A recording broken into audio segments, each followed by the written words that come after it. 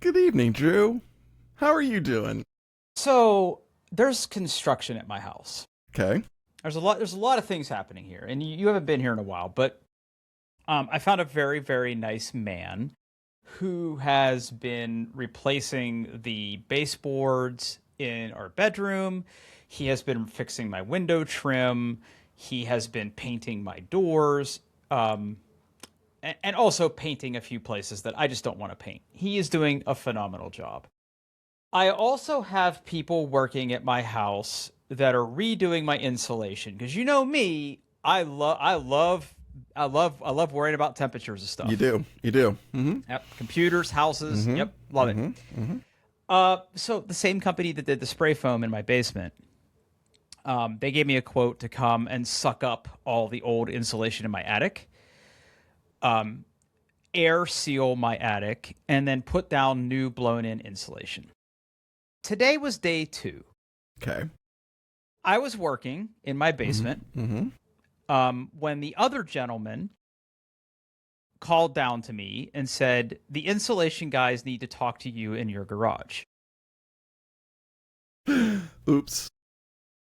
Um, I walk in my garage and um, a man is laying on my floor of my garage, and another man is on a ladder assessing the damage. So what happened was he was in the attic above my garage and I guess lost his footing, and now I have He egress from fell my attic. through. Yes.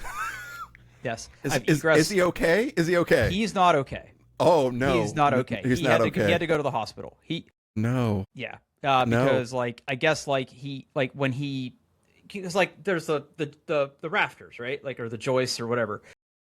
He kind of lost his footing and like he kind of fell sideways, right? So like he like bumped his like groin and crotch and everything on the joist and then kind of fell down through. Thankfully, Mandy's car was not in the garage. He Yeah. hit my garage door on the way down. I think he like hit his head on the garage door. The garage door is okay; it still opens and closes. Um, my car's okay. Mandy wasn't home, and then yeah, he had to go to the hospital. He wasn't bloody. Thankfully, like he hit his head on the garage, which is closer to where he fell through the ceiling. But then he kind of landed funny, so I think that guy's gonna have a few days off. Yeah. Wow. So that was my big excitement today. And then like I had to like come back to a conference call and be like, "Hey, somebody fell through my ceiling. I'm sorry. I'm back." Okay. So I moved some things around to think it would flow a little better. Okay. I'm gonna tell you a story, Drew. Okay. Okay. So last week I'm sitting in my office doing work stuff, chatting on Teams, helping somebody out, and I hear a large bang and the sound of glass shattering. Oh. So I'm like, huh, excuse me 1 minute, I need to go check something. So it was very loud. It was so loud that I really did not like. It sounded close, but I did not get a good sense of direction from where what had From happened. whence it came. Yeah. So I walk outside and I start looking around, and it takes me a while to find it. The one of my windows into my office, the upper pane of glass is just destroyed, just destroyed. And I'm looking at the damage, and I'm like, what the hell happened? Like something must have hit it. So I started looking around the grass to try to figure out what had hit it. And I mean, I must have looked like a complete idiot because I'm just out there like, why window broke?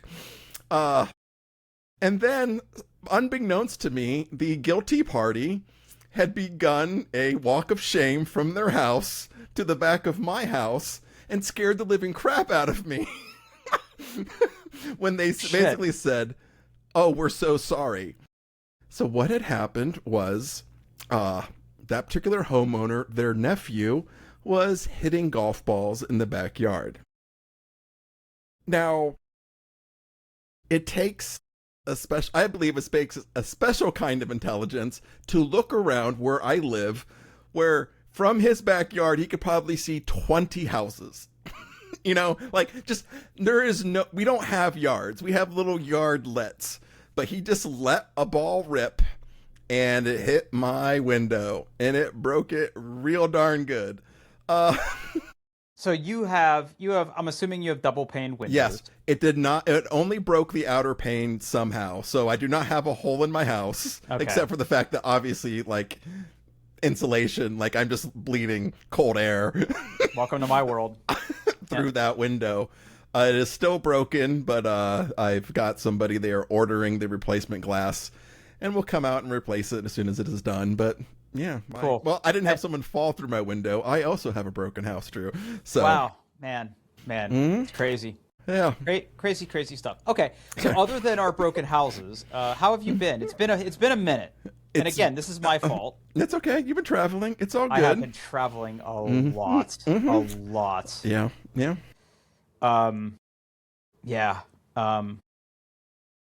Yeah, it sucks. Okay. I need a break. I didn't take like a vacation at all this summer, and Yeah. I should. need one. Yeah, you I should. Need one. I need one should. bad.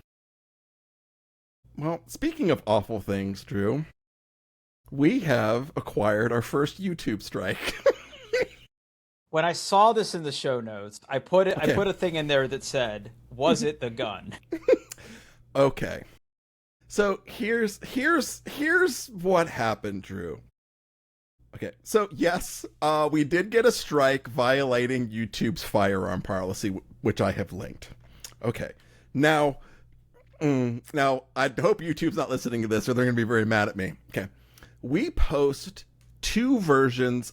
Since we've been doing Riverside, we post two versions of each episode up to YouTube. One is an audio-only podcast that gets automatically generated from our RSS feed. The other one is the video that we are recording right now.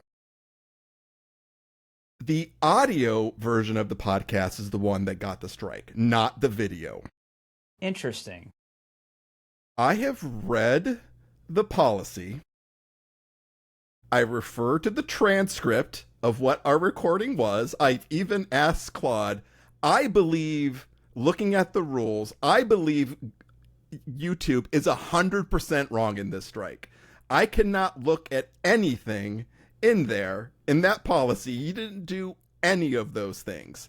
Now, maybe they do have rules about holding firearms during live streams, which we did not do. But I could squint and see, okay, maybe the video version, like if it would have been the video version, it would have been like, oh, yeah, okay, Yeah, got it. I was literally holding a gun up, right? Yeah.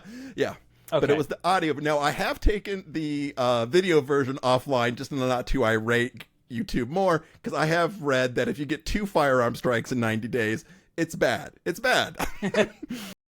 So, as of now, episode 314 just does not exist on YouTube, and I'm not allowed to post videos for a week. So the next version is going to be delayed getting to YouTube. I firmly believe, I even appealed, and then like 15 minutes later, they're like, no, fucker, it's sticking. I believe, I mean, they're all about like, okay, you can't sell firearms. Can't sell firearms. Right? And you can't basically instruct anyone how to do anything illegal. That's basically the rules.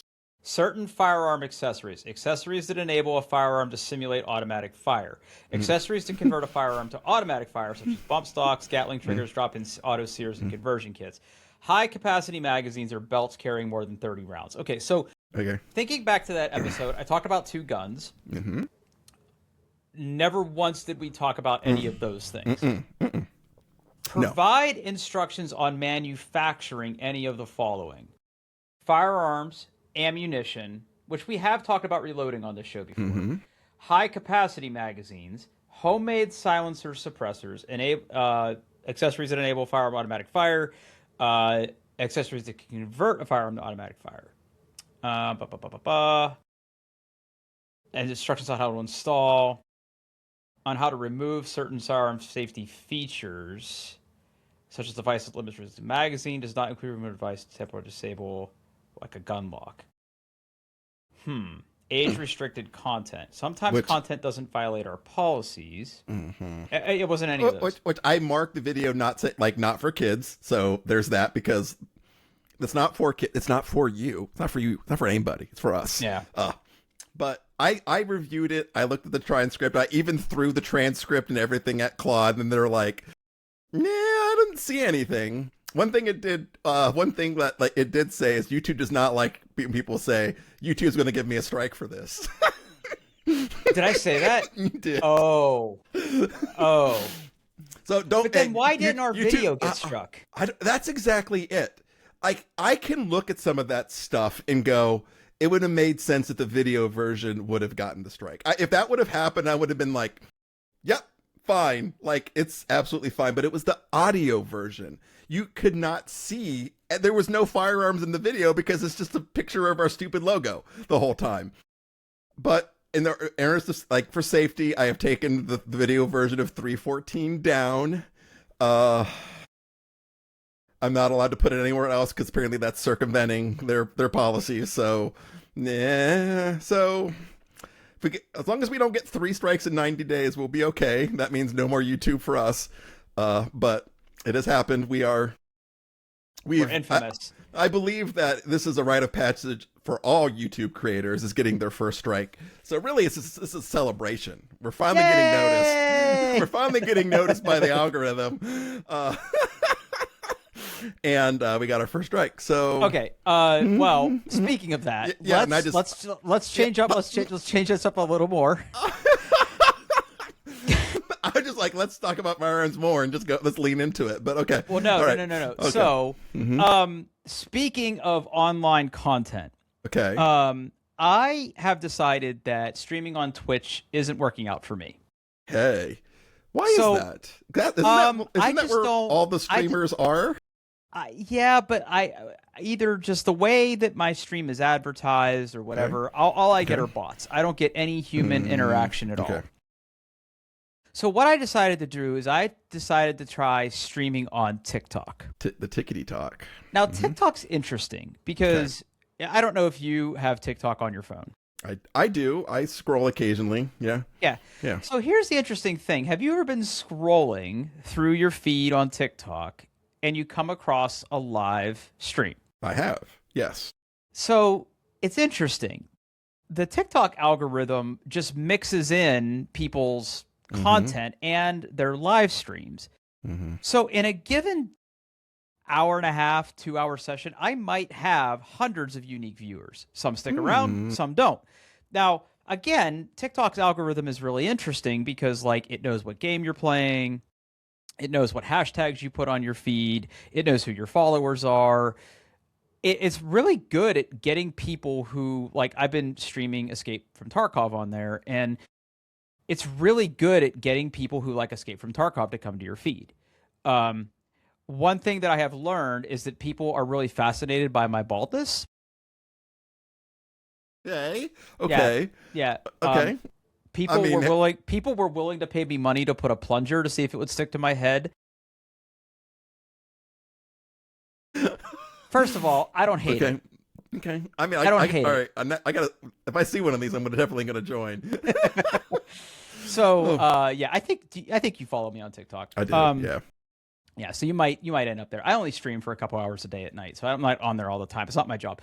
But regardless, I immediately have gotten much better satisfaction, much better engagement for streaming on there. Now, what's interesting is because Escape from Tarkov is firearms heavy, sometimes we talk about guns.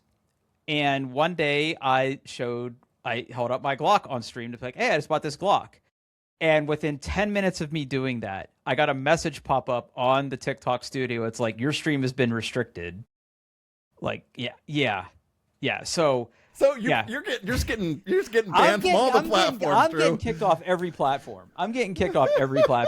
Decontented. Now TikTok is really weird about guns. Like, they're really weird about a lot of things. Yeah, they do not like YouTube. Like, it's really interesting that YouTube give us a strike for that because GunTube, right? GunTubers, as they're known, 100% a thing. Like, people go on there, they're shooting and handling firearms. They're even talking about things like FRTs that make guns like automatic. Like, I mean, TikTok. First of all, sorry, YouTube never likes to be wrong. Like, I don't think anybody's ever gotten an appeal overturned. So No, it's no. just like they don't want to deal with it. It's their automatic AI rejection, whatever. But TikTok's really funny. Like, you can't even put a picture of a gun, and like if you are doing transcription of like your voice in TikTok and you say the word gun, You have to. you have to censor it, like, or Yeah. else like they'll just like But take they're your video but down. they're okay with the video game stream itself, Yes, as long as you pretend there's not guns in it. yeah, because it's gaming, right? Okay. But like I have made videos of myself shooting. I've made videos of my like me working on a gun. Those like almost immediately get taken down. Like they are just like on top of it with their algorithm. Like they just immediately see it and take it down. So, yeah. So, you can find me on TikTok. I'll put up. There'll be a link in the show notes to my TikTok profile if you want to go watch me stream it. But, buddy, I'm sorry for the undue stress. I did not mean to get any stress involved there. No, it's all right. It didn't. I mean, it was fine. It happened yesterday after work. I just was like, I remember that show, and I don't think we did any of this. And like, and even like Claude was like you, like they used to be able, you could write something in the appeal that maybe a human would read. They have now gotten rid of this. You can just whap the button, and they're like, there is no harm in appealing. Maybe you'll get a human, maybe you won't. But like, if they deny it, then you're done. Yeah, and they're like, it's no harm. So I just hit it, and 15 minutes later, I got an email saying no. So. Episode 314 is just lost to YouTube. So yeah, listen to it on an actual pod player. Exactly. Podcatcher, whatever. Yes. Just yeah. Heck, even Spotify these days. I mean, just do it. Oh. Yeah. All right. Cool. Talk to me about games. Okay, so last episode you asked for some game recommendations. It was primarily like PlayStation 5 related. By the way, I'm also getting really freaking excited for Control Resonant next month. It's gonna be so good. Anywho, one of the games I brought up that I had just started playing on the Switch 2 was Splatoon Raiders. Splatoon Raiders is kind of a twist on the normal. Splatoon is usually a competitive player versus player team-based shooter. That is its bread and butter. Splatoon Raiders is the same kind of mechanics, but it's a looter shooter. I had played it for a little bit before I said it, and now I have played quite a bit of it. It is an amazing freaking game. It is so good. There's really, like, there's a little bit of a story to it. You can just ignore it.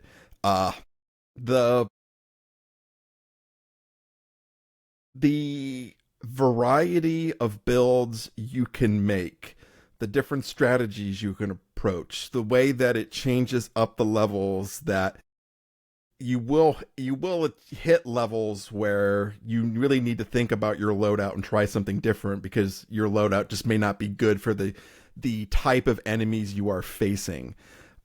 It gives you like these little puzzle dungeons where you have to use your gadgets in an interesting way to kind of teach you the mechanics of all of the gadgets. The raids themselves are usually no longer than like 10 minutes. Usually they're a lot shorter than that. I think it can be a couple minutes. So it's really just get in, kill a bunch of Salmonoids, get some new gear, unlock something else, maybe do a couple of upgrades.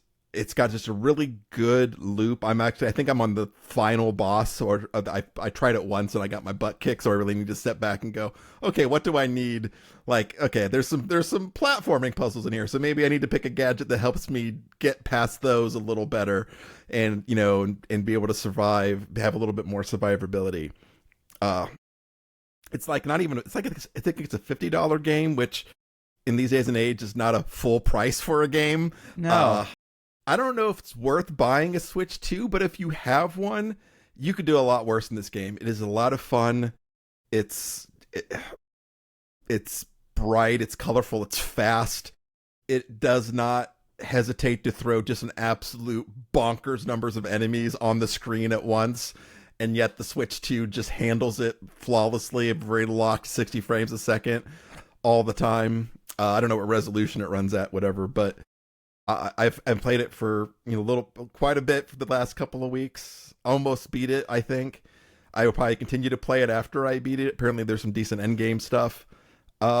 It's really good. It's really fun. It's fun, and it's not a commitment. You can come in, do a couple levels and a couple raids in 15 minutes, get out and do something else. It's good. I 2 thumbs up from Paul. Highly recommended. Okay, so it's kind of like Destiny then, because like Destiny is kind of the canonical looter shooter, right? Or Yeah. or is it more Borderlands? I would say it's more.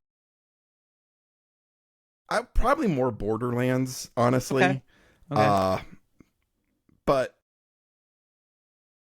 yeah, but it's it still has the ink mechanics, right? So like in Splatoon, it's usually not like killing the person; it's filling all your guns shoot ink, or paint. It's like looks like paint, but they say ink. And whoever has the most ink wins.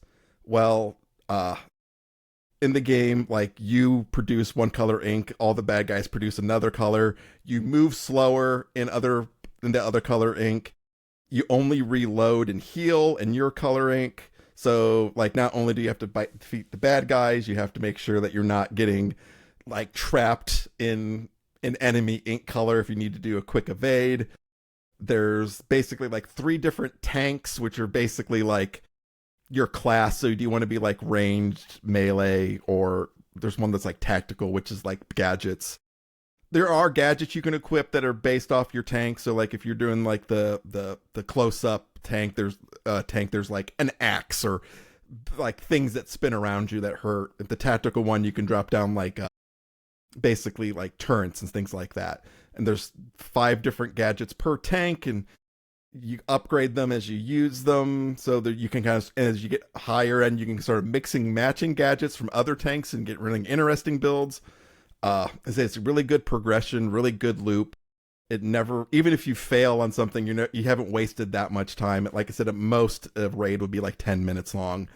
Now, granted, it's Splatoon, so like, yeah, the voices are annoying and the story is just absolutely nonsensical, and all of the enemies are basically weird fish. That's what they are. There's little weird fish, and there's big weird fish, and there's weird fish that ride on the top of like huge like trash can lids that fly in the air and smack down. It's weird. It's a whole vibe, but it's fun. It's really fun. I have enjoyed playing it, and I'm looking forward to playing it some more. So yeah. I think I asked you this when we were talking about the Switch 2 a couple last week or the week before. When you play this, are you docked or undocked? I've done both. Okay. I've just generally kind of preferred playing it docked with the new Pro controller, but I do have like a little thing to put the Switch in that makes it a little bit more ergonomic, and I have played with that. I just like the sticks. The sticks on the Joy-Cons are a little meh, but I have done both. It runs great in handheld and it runs great in docked. I've had absolutely bonkers things where I'm just in the middle of hundreds of weird fish, and it does not look like it's dropped any frames. It just chugs along, and it does have a little bit of multiplayer where if you need, That was gonna be my next question. Yeah, you can join a lobby. There's like no matchmaking, but like what they have, it's very Nintendo like. You can put in a phrase, and you can see other people have put in that phrase and join their games. And basically, the community just decided Splatoon is the phrase. Just put the Splatoon. You'll see lots of different rooms to join. You can join other people's raids. You can call for help and have other people join yours. I haven't done that too much, just enough to unlock the outfits that are locked behind. Because I gotta look good. So Behind. Nintendo's multiplayer is so weird. Mm-hmm. Yeah. During COVID was kind of my peak Switch phase, and I played a lot of Animal Crossing during COVID. Same, buddy. And I stumbled across the subreddit where you could post your your passport code or whatever it was for visiting for turnip trading, because everybody's island had different like turnip prices for turnip. Yep. Yeah. That was a wild time. It was a wild time. Yeah. Playing the stock market. The stock market. Okay. Puns are assault, people. Don't do it. Puns are assault. Okay, Merlin. He doesn't like close-up magic. I don't think he feels the same way about puns that I do, but okay. Okay, so I really haven't had time to do much gaming. But I did make a purchase that I would like to talk about. Okay. I had to go buy a printer. Like a printer, Like a printer, ink on paper printer. A laser, a color laser printer. Okay. So let's get to the reason of buying the printer and just get that out of the way. I have been asking my homeowners association if I can change my driveway. It didn't get approved, but had nothing to do with the printer. But the printer was the reason I bought this. So I want to be clear about that. Okay. We might have talked about this before. So my driveway needs replaced. I want to add a third car parking spot to my driveway. So we're a 3-car family, even though there are 2 of us and my dog. My dog does not drive. So I have my pickup truck that makes me feel like a man. I have my Audi that makes me feel like a snob, and then my wife has a Subaru because she likes Subarus.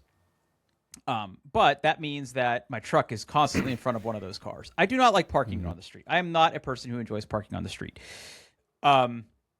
Primarily because you've been to my house. My driveway is on the road into the neighborhood.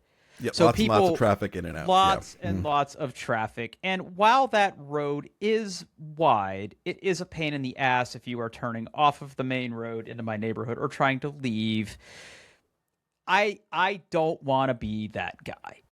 So I had to basically prepare this huge write-up. I had to go get a quote. I had to get the construction blueprints. I had to provide pictures of what my landscaping would have looked like before and after. And I wanted to leave nothing to chance. I prepared all my documentation. I opened Visio on purpose and drew things. I did it all. And to top it all off, I went and I was like, I'm going to buy a color printer because I had a black and white laser printer. I'm going to print nice color, glossy photos. I went and got nice paper and put together the packet, stapled them, put them, I did the multiple copies, paid my fee. Heard back, I didn't get it. It's okay. It's okay. There's reasons, the Murfield HOA, I figured it was 50-50. I really listed good reasons why I want to do this and home property values, keeping cars off the street, because the street in front of my house somehow is more narrow than the street on the side of my house. And if somebody's parked on the street, it's not good. It's not good. People park in your driveway, but they don't. It's fine. It's fine. So I had to go get a printer to do this. Now, we had a black and white printer that was kind of dying. The drum in it was starting to go, and it was time to go get another printer. I did my research. I am very, very anti-HP these days. Yes. Yeah. Yeah. Very scummy. Very scummy what HP is doing with ink subscriptions and all this other stuff.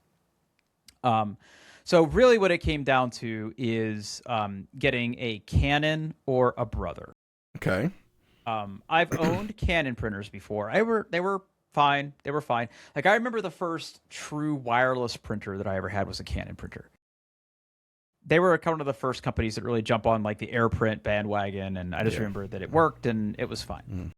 But I ended up getting this printer. This is a Brother color laser printer. And look, there's not a lot to say about a printer other than, does it work? Does it work well? Is it easy to set up? Does it require some god-awful app to work? Right. This is none of those things. This is none of those things.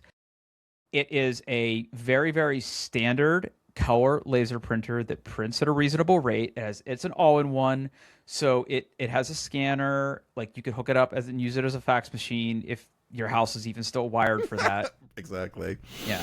Yeah. You can use an app for it. The touchscreen is serviceable, but it's in my back cellar. I'm not looking at it all the time. I don't need a fancy high-resolution display on it. The default drivers for it work on all 3 OSs so far, no problems. It is only wireless, which I don't love. I would much rather have it wired in, but an Ethernet port or something. Yes, because my other printer, the other HP that I have for whatever reason, like it would just lose Wi-Fi, and then I would go up there, go all the way upstairs because it was all the way upstairs in my house. I would go all the way up there, reset it, then I'd come back, and it's like, oh, this is a new printer. No, it's not. It's not a new printer. Like, it's right. So I'm glad to be out of the HP ecosystem now. I've only had to join this to my Wi-Fi once, and it's totally fine. It does all its automatic firmware updates and everything, and like scanning things isn't a huge pain in the ass. I have not had to download any software to make this work. It all just works with native OS shit. Doesn't matter if it's Linux, doesn't matter if it's Mac, doesn't matter if it's PC. The print quality is phenomenal. Like I said, I got that nice paper. I printed like pictures of like my house and all that stuff, and it does a really, really, really good job. So, price wise, it is definitely not the most expensive thing. I mean, color laser printers are a few $100s. This was very reasonably priced. I think on the Brother website that I linked to, it's listed for $459. Yeah. I got it at Micro Center for about $30 cheaper. Okay. By the way, quick side note, Micro Center is getting ready to reopen after their remodel. Credit where credit's due, the remodel is very nice. I've seen, speaking of TikTok, I have seen a couple Micro Center Columbus TikToks, and so what I've seen is like, oh, that does look. It looks yes. less depressing. they have gotten rid of the back room style lighting, and it doesn't smell like BO in there anymore. Yeah. For now, that will change. But it's much better. It's much better lit. The shelves are nicer. I will say, though, that their grand reopening is later this month. I bought this in the middle of their remodeling, and it was like a bomb had gone off in there. Nobody could find anything. Like, there were pallets of printers, like, in all four corners of the store. And I asked the poor salesman, who works on commission, so I didn't feel too bad. I want this printer. You have 3 of them.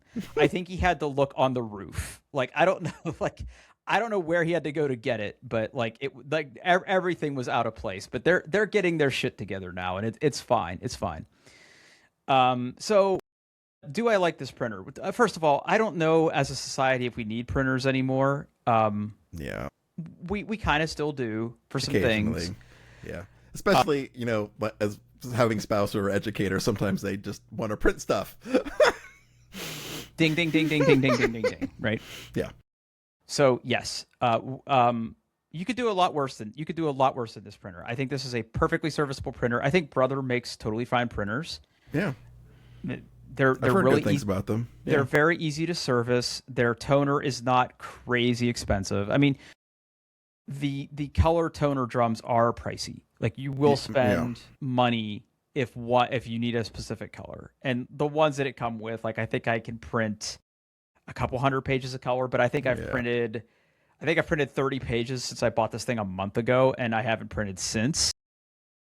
So yeah, it could last you longer than you think. Yeah. Right. Now, are you going to put this in an office and print invoices and print mailing labels every day or form letters or whatever? Different story. But for just general home use, I think this is totally fine. I think it was a good choice. I'm pretty happy with it.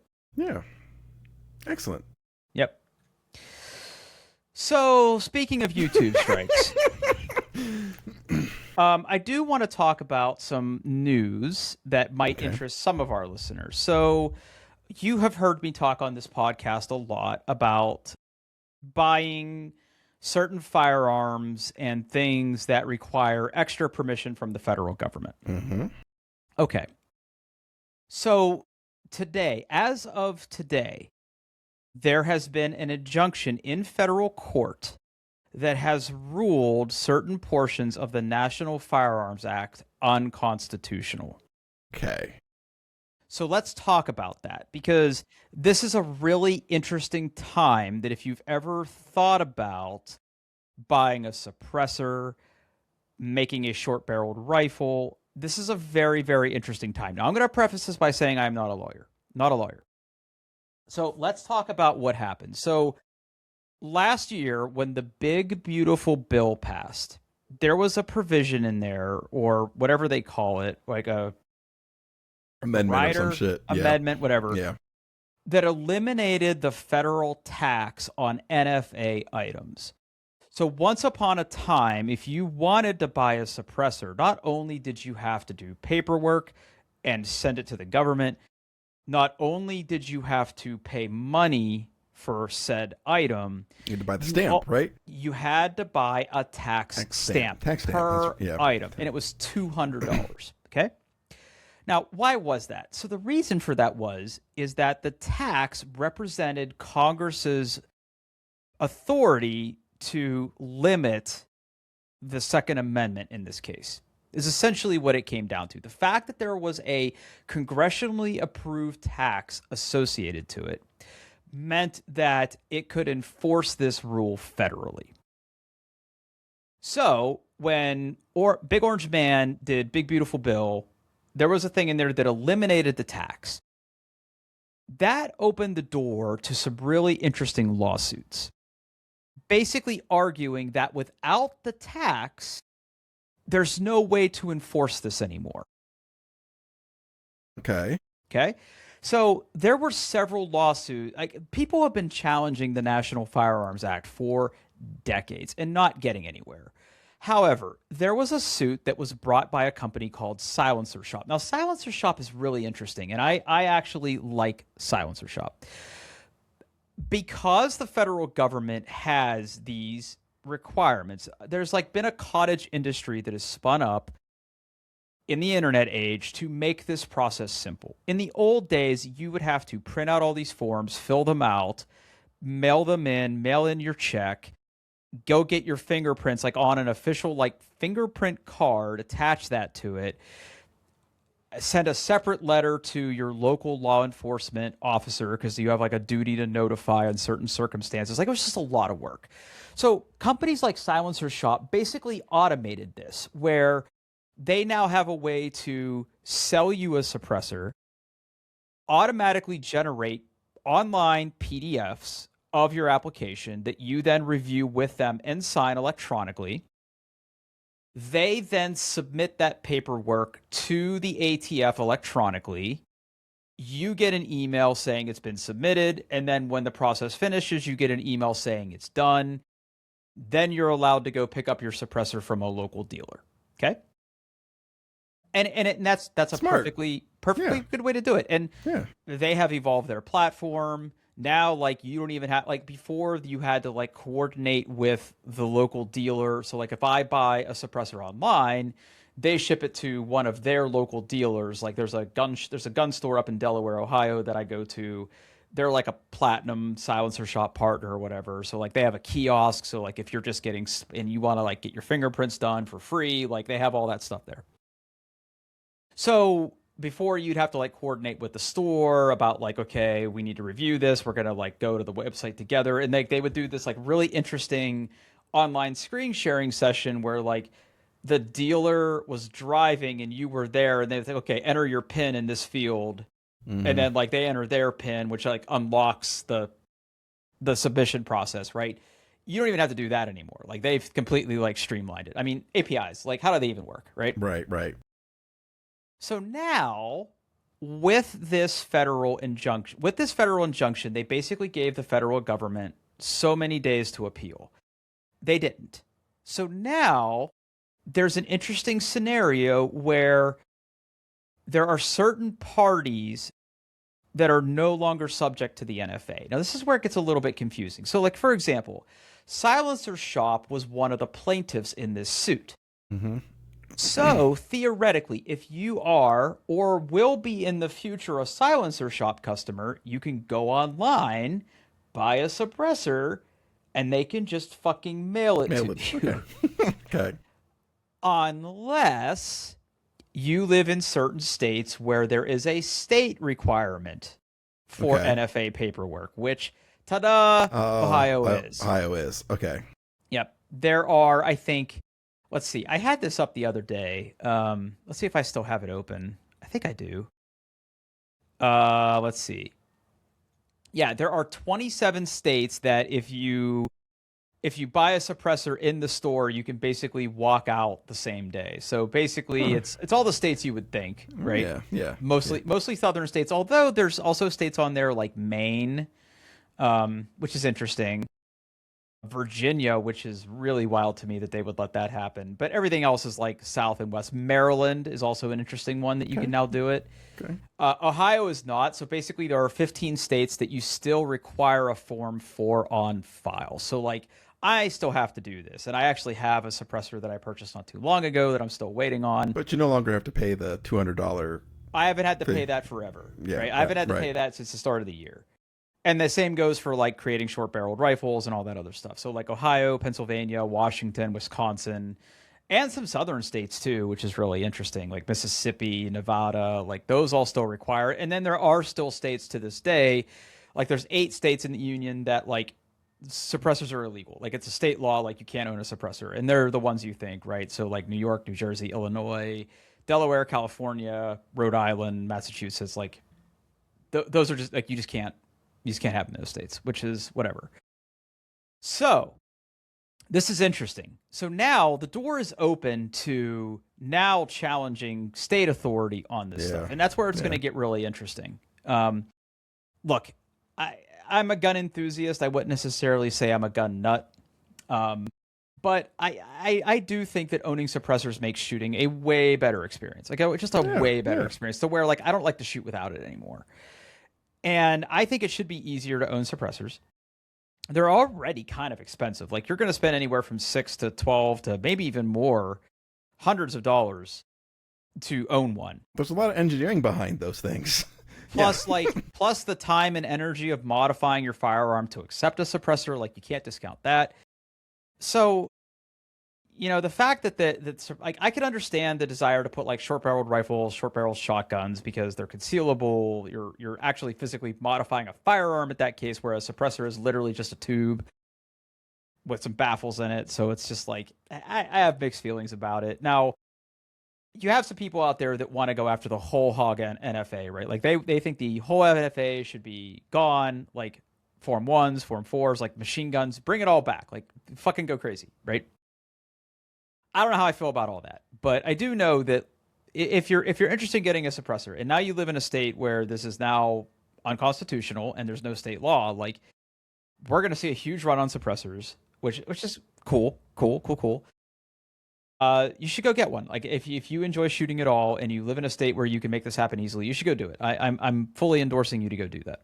Now I did make like I say all this because like I'm in the process of you know, building another firearm for myself. I'm not going to show it on camera, although that didn't seem to get us in trouble. Who knows? It's a tiny baby gun. Okay. This big. Tiny baby gun. Yeah, it's going to be good. Good. I'll talk more about it when it's ready. But, okay. So yeah. I think it's cool. I thought for sure they were going to appeal. Now, what's interesting, I think they still could appeal. I think that like the door is still open for them to like come over top of this. There's also people saying that like, hey, if the Democrats come back into power, they could impose a dollar tax and we're right back where we were. Right. So like you almost have to make it so if you really want this to be done, like we really need to get more lawsuits and more stuff rolling before congressional changes, administrative changes, like all that stuff takes place, or it's just never going to go away. So anyway, that's my big news. Yeah. So, what else is going on? Zach back to college or? Next weekend he goes, back. So yeah, not this Saturday, but the following. My daughter is here. She had her first day of school today. My wife goes back to starts back to work next week. So does mine. Yeah. So in a couple weeks, I'm going to be back to not having anybody in the house when I work, which means loud, angry music, except for the fact that I have to like take all the stuff that's in the corner of my office out of my office so that people can get to the window. And that includes some serious, like my speakers right there and my turntables right there. So all that stuff's got to go. But so yeah, I think since the last time we talked, I just want to get caught up here. So Zach's going back. Arabelle's going back. Did Arabelle get her license? She did. Yeah, okay. She had her driver license. So her and her best friend are basically, her best friend also got her license. They are going to alternate weeks or days, or I think weeks during to school. The weird thing is right now is logistically, uh, with my daughter's schedule, she technically has early release. So she doesn't have to be there for the last period because she doesn't have anything going on. Her friend does not have early release, which is just generally makes things uncomfortable because when you have early release, they want you the fuck out of the school. They want you gone. Capital Why is G that? gone. I do not know. I do not know, but that is policy. If you're early release, you're not allowed to be on school grounds. So my daughter is just firmly going to ignore. I mean, I think I understand why, right? They just don't want kids roaming the halls while the kids are trying to do shit. But I get that. Yeah. It's probably one of those things where they don't enforce it, but if they catch you doing something, this is the rule they get you with. You know, it's like loitering. Like, you know, like no one really cares unless you're being a jackass and they get you for loitering. So you're probably, they just want, they don't want you to be disruptive. But, you know, my daughter may go to the art room or something and wait or just hang out in the car. We'll see what happens. We'll see how that works out. But yeah. Now, does your daughter have a car? She is, we are also a 3-car house. We have my car, my wife's SUV, and then we kept her previous SUV, which is like 2019 Hyundai Santa Fe, and that's what the kids use. Oh, that's right. That's what Zach was driving. That's what Zach was driving. Okay. So the kids, he didn't take a car. Yeah. Luckily, this summer there hasn't been a lot of contention for the car, so it's all worked out pretty well. They've been able to do stuff when they need to. So yeah.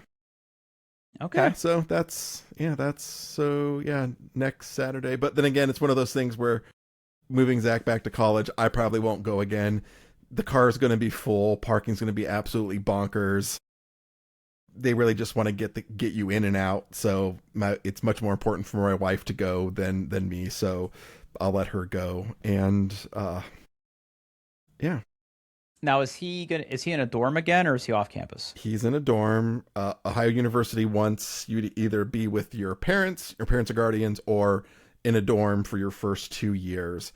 After that, you have to get special permission to stay in a dorm. They want you to be in an apartment. So I think Zach's already actually toured a couple of apartments with some people. So that's something we're going to have to figure out this year as well to get him situated and stuff. But he's actually in a brand new, he'll be the first group of kids to actually stay in it dorm. So, yeah. We had some of those when I was at Pitt. They built like some townhouse apartment style dorms. Yeah. And some kids that were on my floor freshman year all got together and had a four bedroom suite in those. They were nice when they were new, but by the time I was a senior, they were destroyed. I'm sure they're going to be very nice and they're just more modern. I did kind of warn them like, hey, like new building, they don't know what's going to break. So like that first like 6 weeks is probably going to be a little rough as they get all the kinks worked out and replace all the things that were broken. Hot water randomly. Yeah. Like it's just going to be a little rough because like you can test so much, but you're not going to really stress test a building like that until you have, 1,000 kids in it. So, or young adults. He is 20, young adults. Yep. Oh, so yeah. Okay. Now, other current events. How did the storms impact you guys down there at all? We lost a tree. It wasn't a very big tree. It was like one of those little apple trees. It grew a shit ton of apples, but it just tore right out. It's actually just kind of laying over in our yard now. It's with all the rain and stuff. We haven't been able to get out to really deal with it yet. It was scary for a while because the pond outside of our house was at a level that I have never seen it at before. It was a lot of rain. It was at the uh-oh level. Mm-hmm. Yeah, how about you? It's interesting. We had really, really heavy rain, but we didn't get a lot of the wind here. Yeah. Okay. I mean, it was windy, but watching videos online of cars getting blown off of I-71. Yeah, I saw that. Yeah. Yeah, they efficiently have ruled that like a tornado hit. Yeah. Yeah, I was trying to figure out. I didn't know if it was one of those derechos or however you say that word, or an actual tornado. Yeah, because they weren't sure because like they didn't see rotation on the cameras or anything. But I just saw that they surveyed all the damage and stuff, and they said, yeah, it definitely was a tornado. Which is scary, like, the fact that it could come up that quick. Columbus. Yeah, right? It was in Columbus. Yeah, like essentially, from what I understand, like it landed kind of like southeast of Dublin and went like right towards campus. Yeah. Yeah. Yeah, so one of the women I work with, her parents live in Upper Arlington, and we were all kind of sharing pictures, and like their backyard was destroyed, just absolutely destroyed. They have a really their house is fine, but all the landscaping, their pool, it's just absolutely destroyed. Mm-hmm.